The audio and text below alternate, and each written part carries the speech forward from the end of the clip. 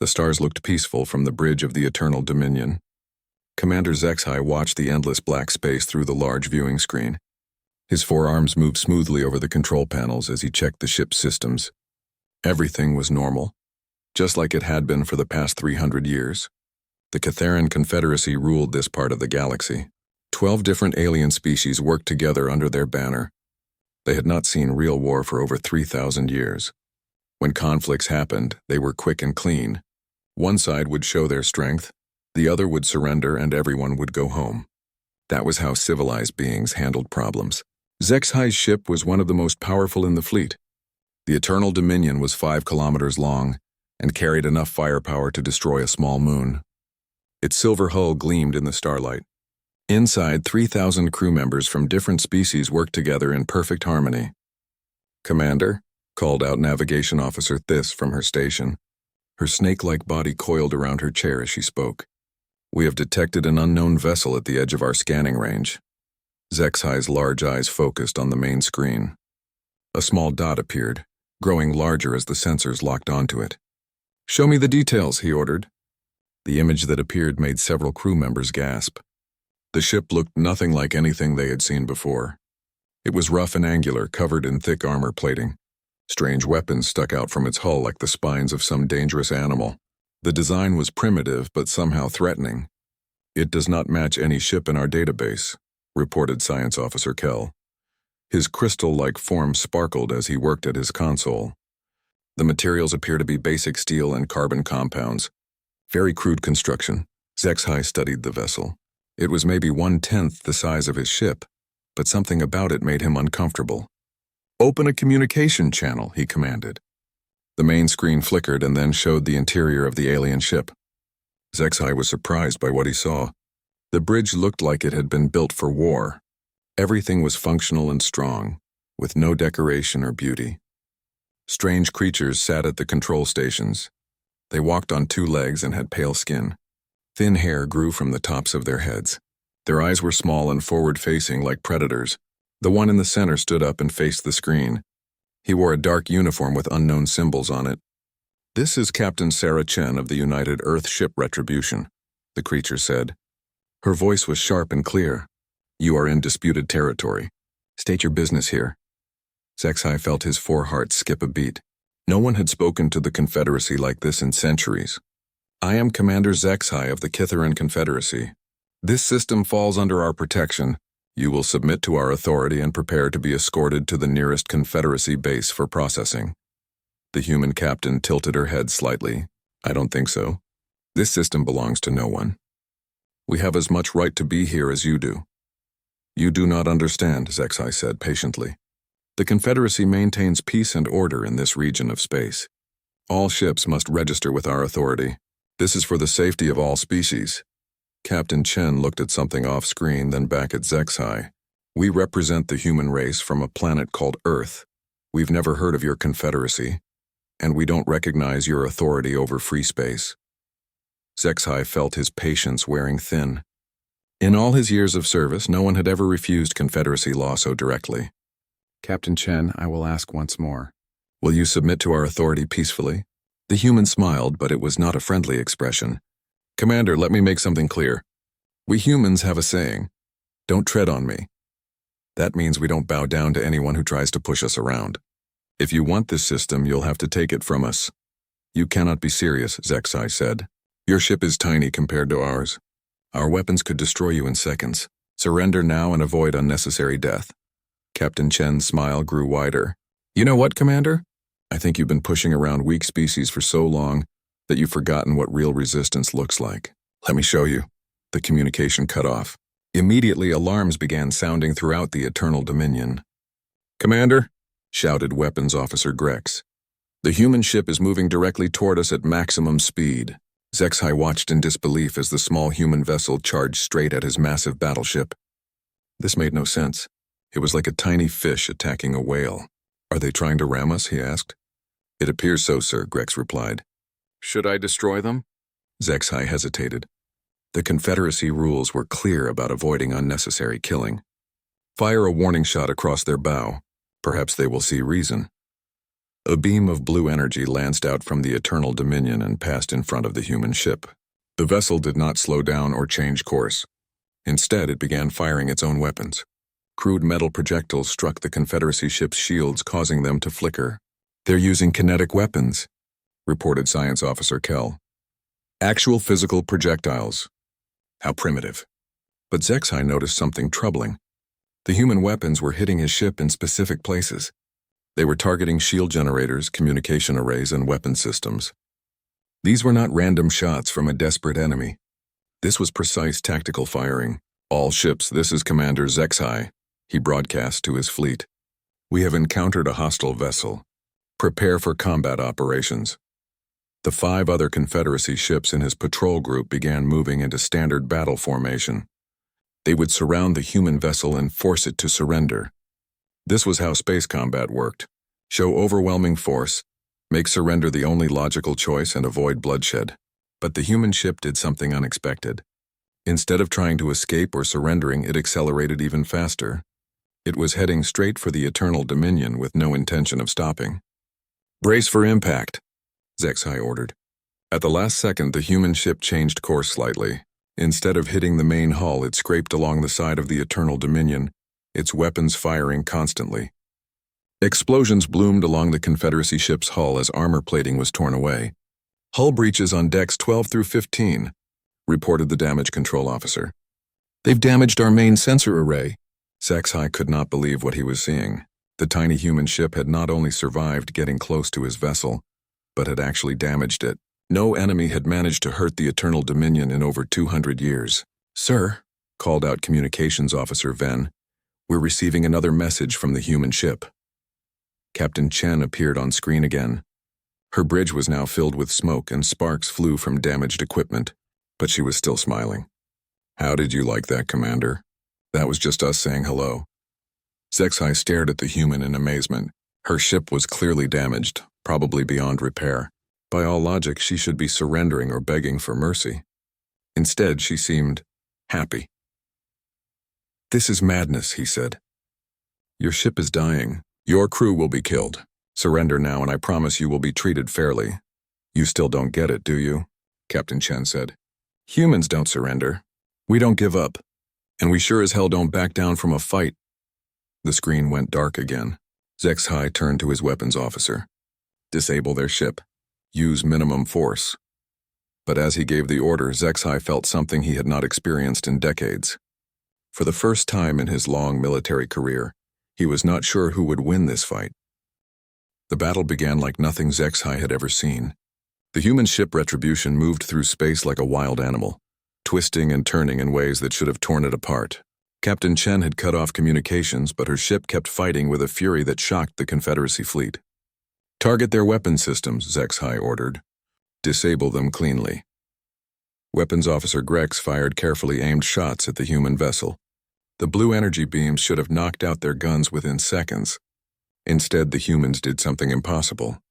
They used pieces of their own ship as shields, tearing off hull plates and throwing them into the path of incoming fire. "They're destroying their own ship," gasped Science Officer Kell.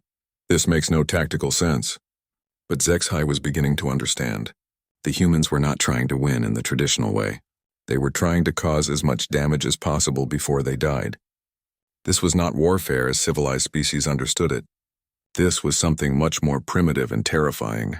The Retribution spun around and charged directly at the Confederacy ship Swift Justice. Captain Morvac, a veteran officer from the peaceful Delian species, panicked at the sight of the human vessel heading straight for his ship. "They're going to ram us," Morvac broadcast. "All ships fire on that vessel immediately."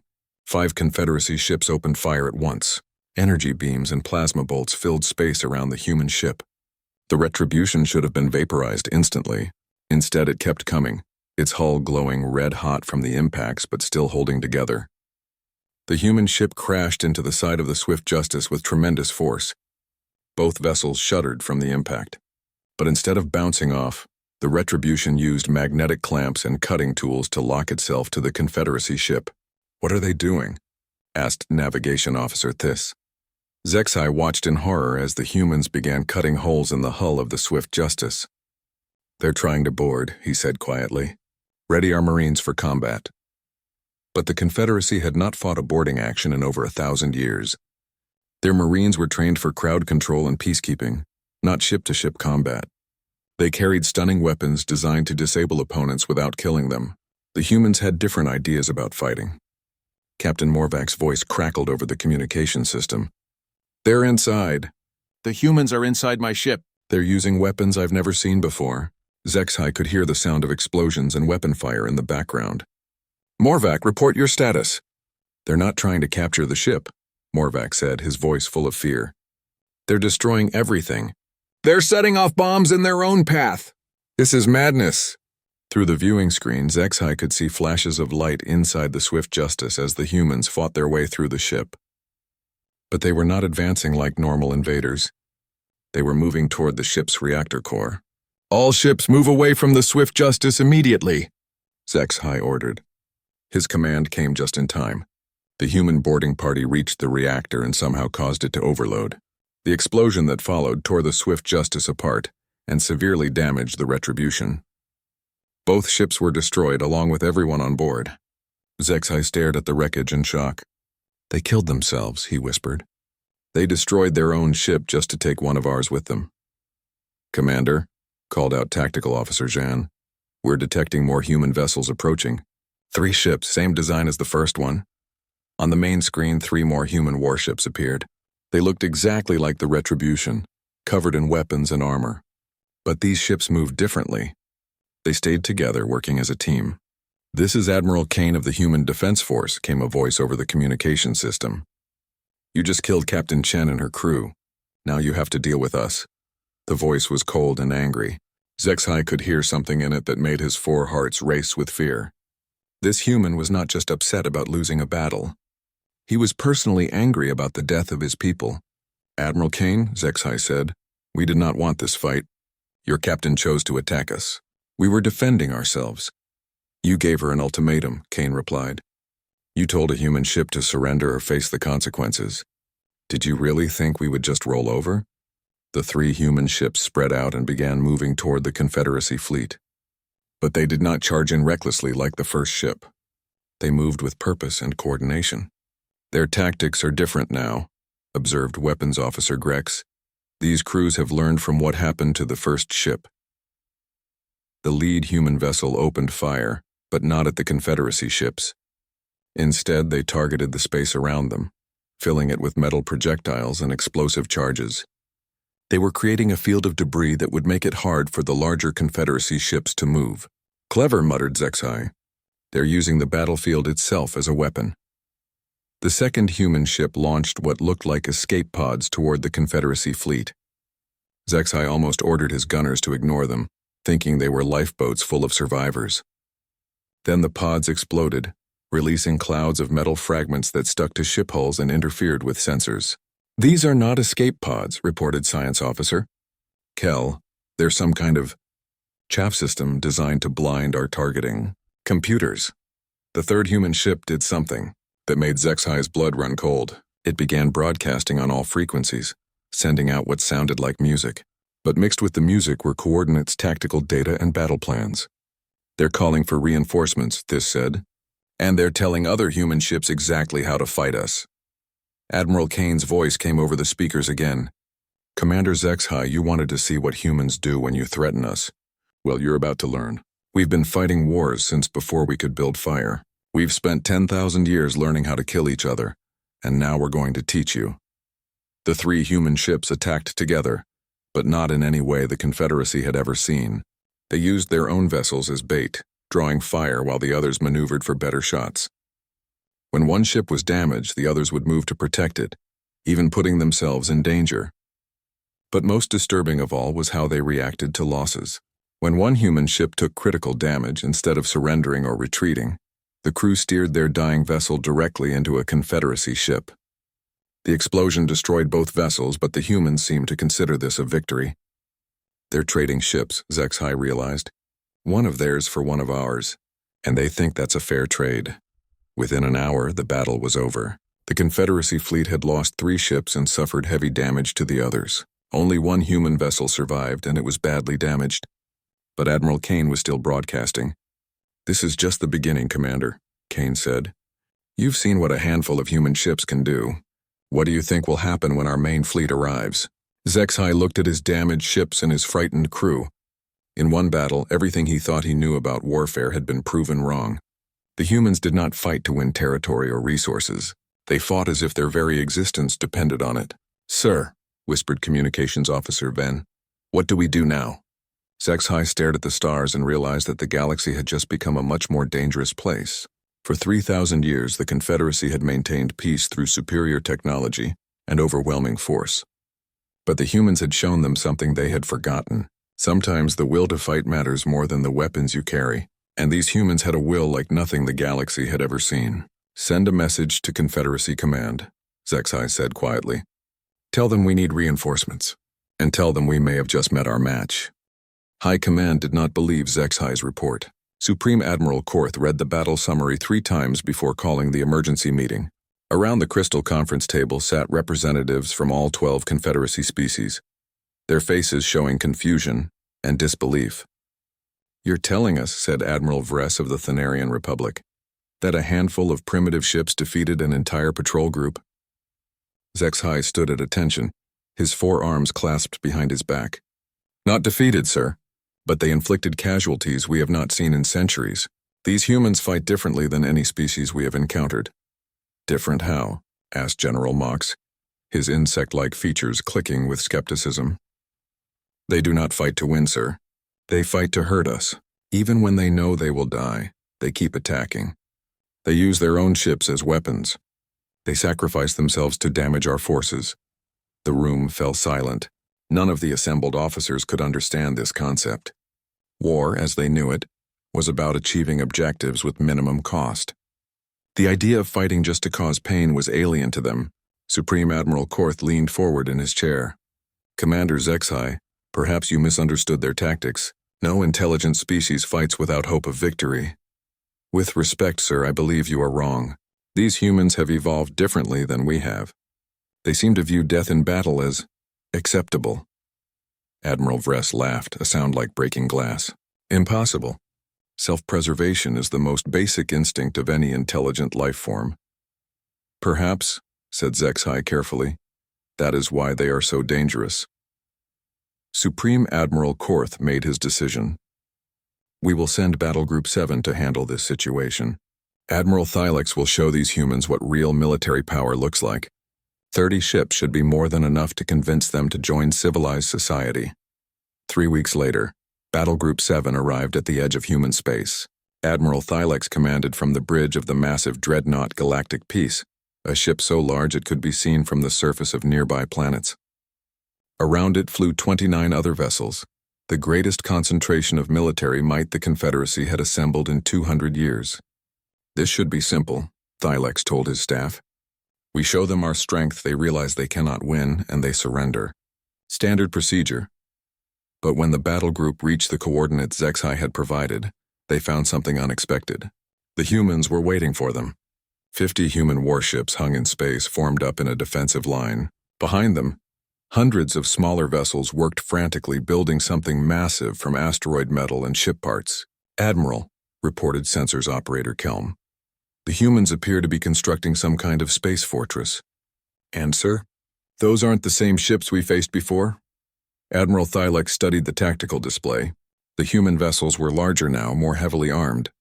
Worse, they moved with the coordination of a species that had been fighting space battles for generations. Open communications, Thylex ordered. Let me speak to their commander. The main screen flickered and showed a human in a dark military uniform.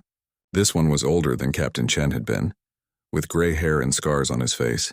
His eyes held a coldness that made several Confederacy officers step back.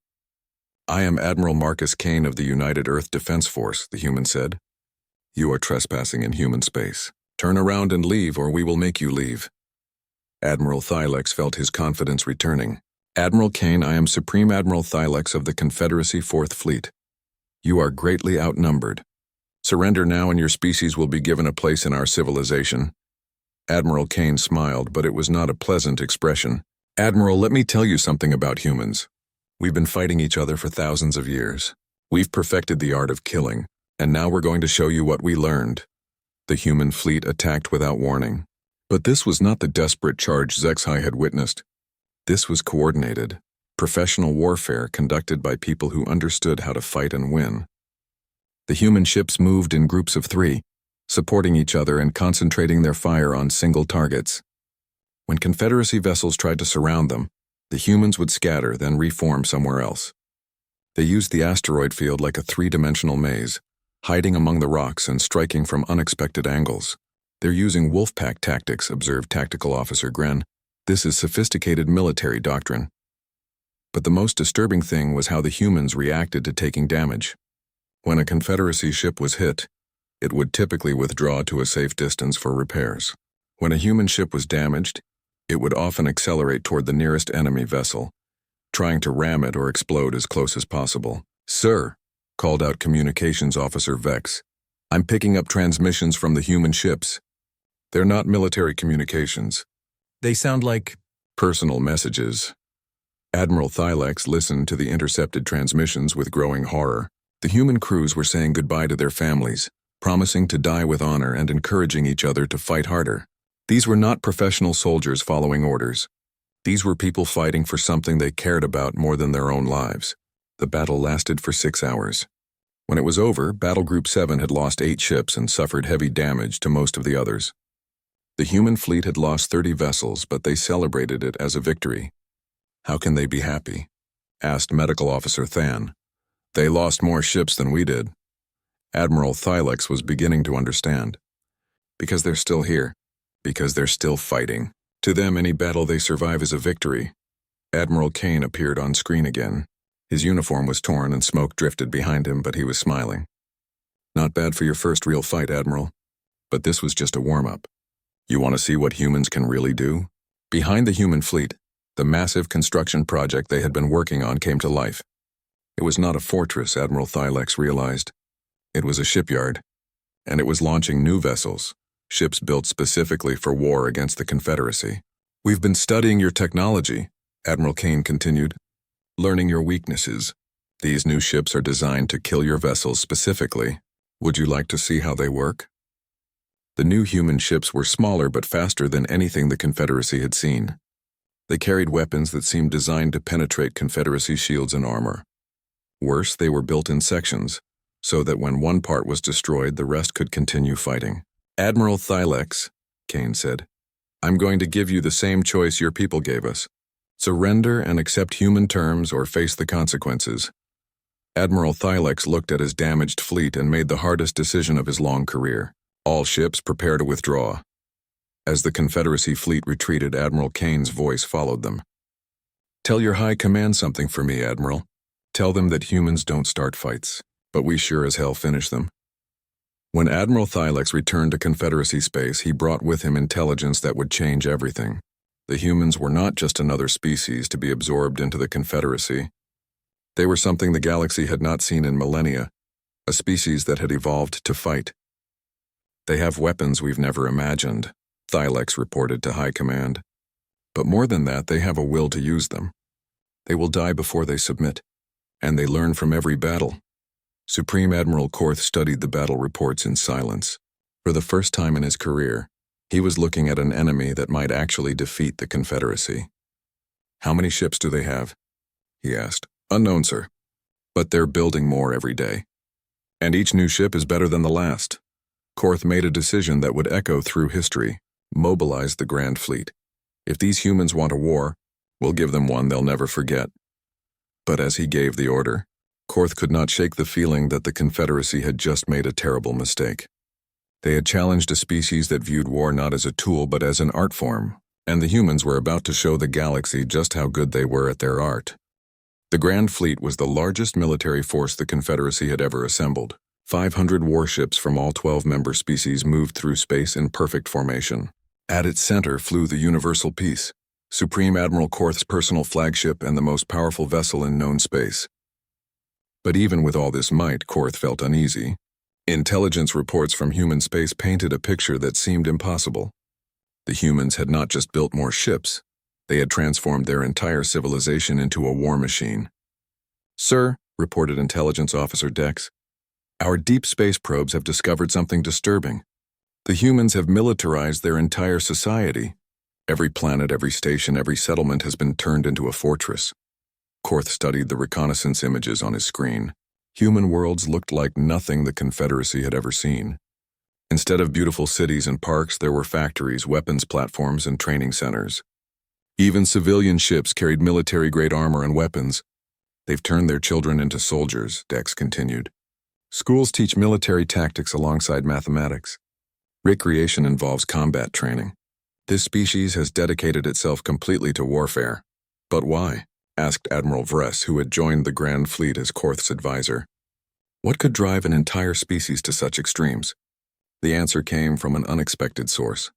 A human transmission, broadcast on all frequencies, reached the fleet as it approached the border of human space. "Attention, Confederacy forces," came a voice over the speakers. "This is President Sarah Martinez of the United Earth Government. You are approaching sovereign human territory. Turn back now, or face the consequences." Korth ordered the transmission put on the main screen. The human leader was a female, middle-aged, with tired eyes and a determined expression. Behind her, Korth could see what looked like a military command center. "President Martinez," Korth said formally, "I am Supreme Admiral Korth of the Kitharan Confederacy. We come in peace, offering your species membership in our galactic civilization. All we ask is that you accept our authority and join our peaceful union." President Martinez laughed, but there was no humor in the sound. "Admiral, your peaceful union gave us an ultimatum. Submit or be destroyed. We chose a third option, fight back. And we're very good at fighting." "You cannot win," Korth said reasonably. "We have 500 ships, the combined might of 12 advanced civilizations. Your species has been in space for less than a century. Logic dictates that you surrender." "Admiral," Martinez replied, "let me tell you about human logic. For most of our history, we've been fighting each other. World wars, civil wars, border conflicts, we never stopped. We learned that freedom isn't given, it's taken. And once you have it, you fight to keep it." The transmission switched to show images from human worlds. Korth watched in fascination and horror as millions of humans worked together with machine-like efficiency. Factories producing weapons, shipyards launching vessels, training centers preparing soldiers. "We've studied your previous battles," Martinez continued. "Your species fight to minimize casualties and achieve objectives. Very civilized. Very logical, but humans fight differently. We fight to win no matter the cost, and we've had thousands of years to get good at it." The transmission ended, leaving the bridge of the universal peace in stunned silence. Korth had expected to negotiate with a desperate government, not receive a declaration of war from what appeared to be an entire species prepared for battle. "Sir," called out Sensors Operator Thin, "we're detecting massive energy signatures throughout the system. The humans appear to have weapons platforms hidden among the asteroids and on planetary surfaces."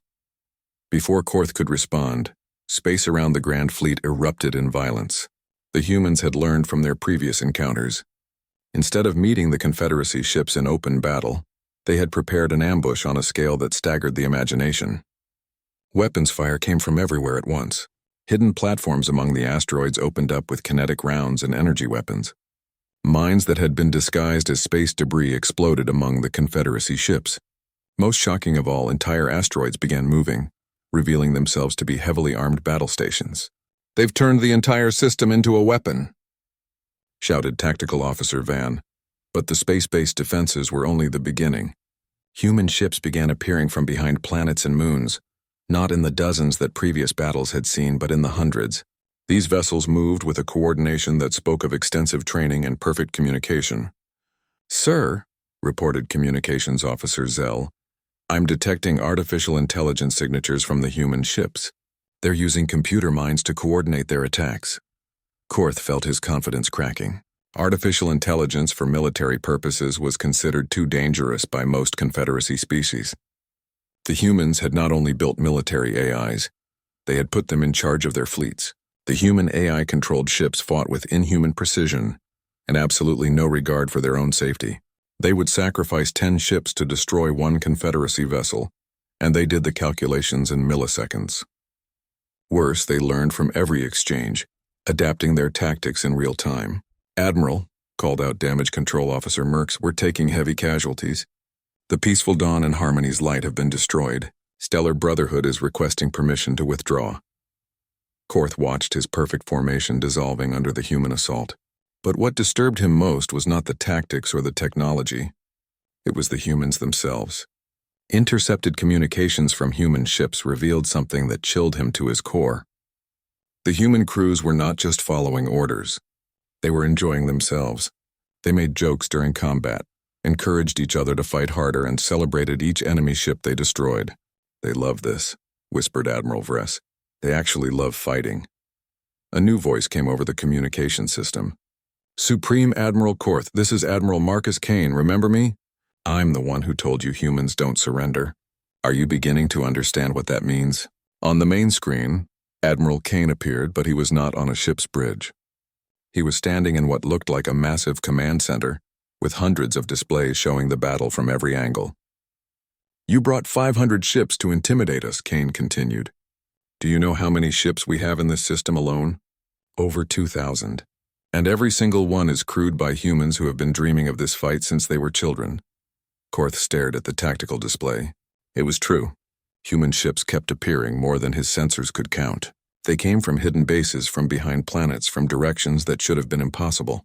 "But here's the thing, Admiral," Kane said with a smile that made Korth's 4 hearts skip beats. "We're not trying to destroy your fleet. We're trying to capture it." As if on cue, human boarding pods began launching toward the Confederacy ships. But these were not the crude ramming attacks from the first encounters.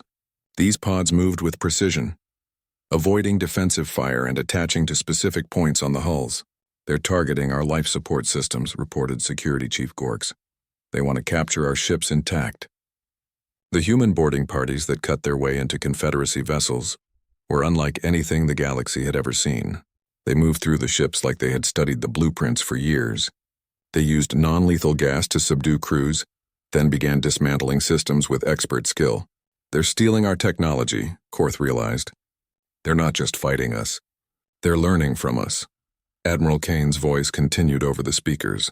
"Every ship you lose makes us stronger, Admiral. Every battle teaches us more about how you fight. And we remember everything." Within 4 hours, the Grand Fleet was in full retreat. They had lost over 100 ships and had gained nothing. The humans had demonstrated something that shook the foundation of Confederacy military doctrine. Superior numbers and technology meant nothing against an enemy that refused to acknowledge defeat. As the surviving ships limped back to Confederacy space, Korth received one final message from the humans. "Admiral Korth," came President Martinez's voice, "we're sending a delegation to your capital world. We think it's time you learned what humans really want." "What do you want?" Korth asked wearily. "Peace," Martinez replied. "But on our terms. We want to be treated as equals, not subjects. We want our independence respected. And we want assurance that no one will ever again try to conquer humanity." "And if we refuse?" Martinez's smile was visible even through the static of long-range communication. "Then you'll discover what happens when humans stop playing defense and start playing offense." Admiral Kane has some very interesting ideas about visiting Confederacy worlds. As the transmission ended, Korth realized that everything had changed. The Confederacy had always maintained peace through strength. But they had just encountered a species that was stronger, and whose definition of peace was very different from their own. The galaxy would never be the same. The emergency session of the Confederacy High Council lasted 3 days. Around the great crystal table sat the leaders of 12 species, each trying to understand how their perfect civilization had been challenged by a species they had never heard of 6 months ago. Supreme Admiral Korth stood before them, his uniform still showing damage from the battle. His report had shaken every member of the council to their core. The Grand Fleet, symbol of Confederacy might for over 1,000 years, had been defeated by humans who treated war like an art form. "They're not just soldiers," Korth explained. "Their entire species has been shaped by conflict. While we were building peaceful civilizations, they were perfecting the science of warfare. Every human child grows up learning military history, tactics, and combat skills." Counselor Thix of the Delian Republic leaned forward. "But surely they must want something we can give them. Resources, territory, technology." "That's what makes them so dangerous," Korth replied. "They don't want anything from us except to be left alone. But they've made it clear that if we don't leave them alone, they'll come looking for us. The council chamber fell silent. For 3,000 years, the Confederacy had grown through peaceful expansion and voluntary membership. The concept of a species that preferred isolation and backed it up with military force was alien to them. "Sir," interrupted Communications Officer Vel from his station, "we're receiving a transmission from human space. They say their diplomatic delegation has arrived." High Counselor Zephyr activated the main display. What appeared on screen made several council members gasp.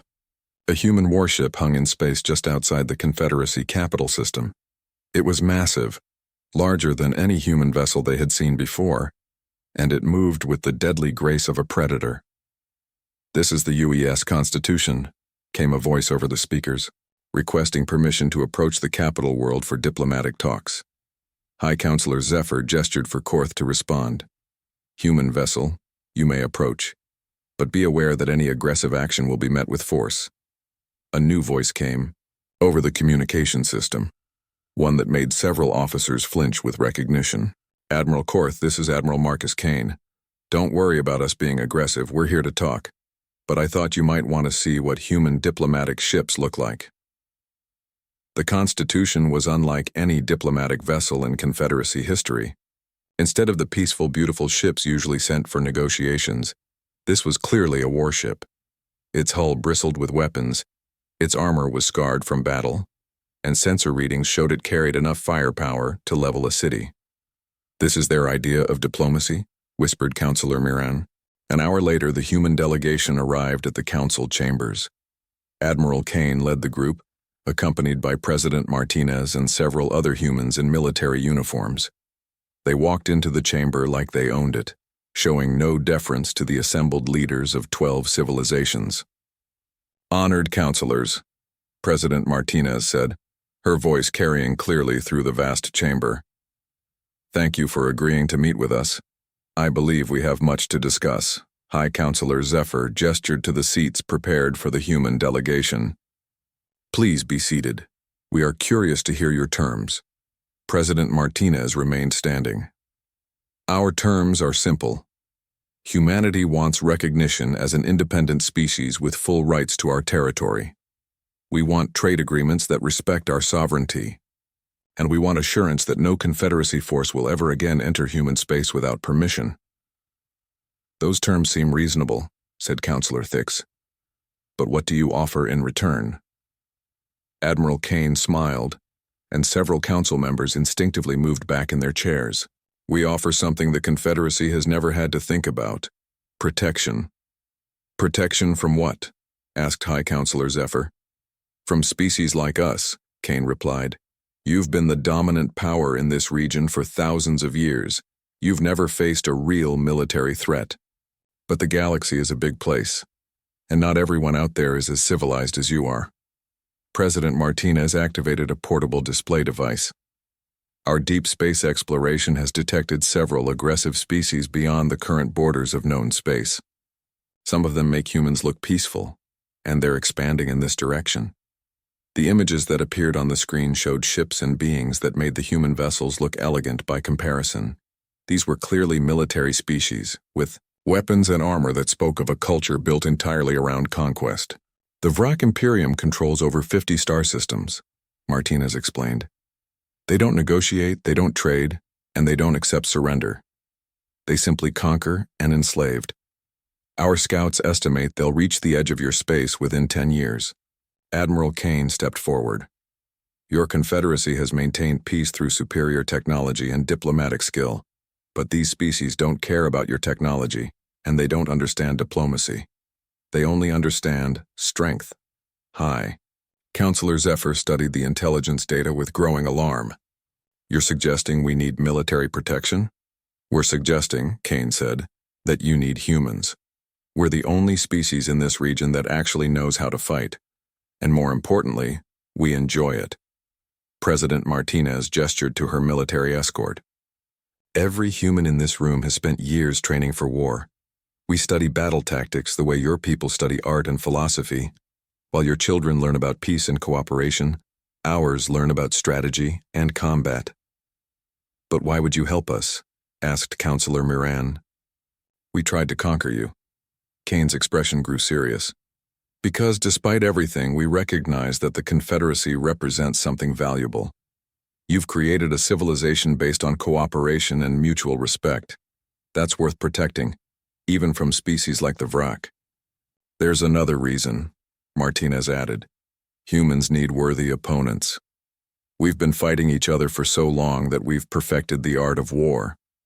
But fighting other humans isn't challenging anymore. We need new enemies, bigger threats, greater challenges. The council chamber fell silent as the implications sank in. The humans were offering to become the Confederacy's military arm, not out of altruism, but because they enjoyed warfare and wanted better enemies to fight. High Counselor Zephyr looked at his fellow council members, seeing his own thoughts reflected in their faces. What exactly are you proposing? Admiral Kane smiled, and this time it was not threatening. A military alliance. The Confederacy continues to handle diplomacy, trade, and governance. Humanity handles the fighting. When someone threatens Confederacy space, they have to go through us first. And in exchange? Recognition, respect, and the right to fight the galaxy's worst threats, Kane replied. For humans, that's not a burden. That's a reward. President Martinez stepped forward. Think about it, counselors.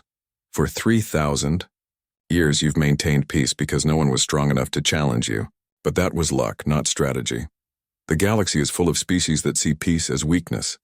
She gestured to the intelligence data still displayed on the screen. The Vrak, the Nethys Swarm, the Crimson Dominion, all of them are expanding, conquering, destroying everything in their path. Eventually, they'll reach your borders. And when they do, what will you do? The question hung in the air like a challenge. The Confederacy had never faced a truly existential threat. Their military was designed for peacekeeping and deterrence, not the kind of total warfare these new enemies represented. Admiral Kane leaned forward. But if they have to face humanity first, that changes everything. We don't just fight to win. We fight to send a message. Any species that attacks human-protected space doesn't just lose the battle. They lose so badly that everyone else thinks twice about trying. High Counselor Zephyr looked at his advisors, then back at the human delegation. You're asking us to trust our security to a species we barely know. No, Martinez corrected. We're asking you to trust your security to a species that loves fighting more than anything else in the galaxy. And we're promising that anyone who threatens the Confederacy will regret it, for whatever remains of their existence. The negotiations continued for days, but the outcome was inevitable. The Confederacy needed protection from threats they couldn't handle, and humanity needed enemies worthy of their skills. The Terra Confederacy Accord was signed in a ceremony that would be remembered throughout galactic history. Commander Zexhai, now promoted to Admiral, stood on the bridge of his new ship, the Eternal Vigilance. Beside him stood Captain Sarah Chen Jr., daughter of the first human captain he had encountered and his new tactical advisor. Admiral, Chen said with a grin that reminded him remarkably of her mother. Our scouts have detected Vrak ships at the edge of the system. They're demanding surrender. Zexhai looked at the tactical display, showing enemy ships that outgunned his fleet 3-1. 6 months ago, he would have considered negotiation. Now he had learned a different approach. Captain Chen, signal the human task force. Tell Admiral Kane we have customers. On the communication screen, Kane appeared, and his smile was eager. Finally. I was getting bored. Don't worry, Admiral Zexhai. We'll show these Vrak what happens when they threaten our friends. As the human warships moved into battle formation, Zexhai reflected on how much had changed. The Confederacy was still peaceful, still diplomatic, still civilized. But now they had guardians who would fight with a ferocity that their enemies could not match. The galaxy was about to learn a new rule. You could challenge the Confederacy if you wanted, but first you had to get past the humans, and very few species were brave enough or foolish enough to try.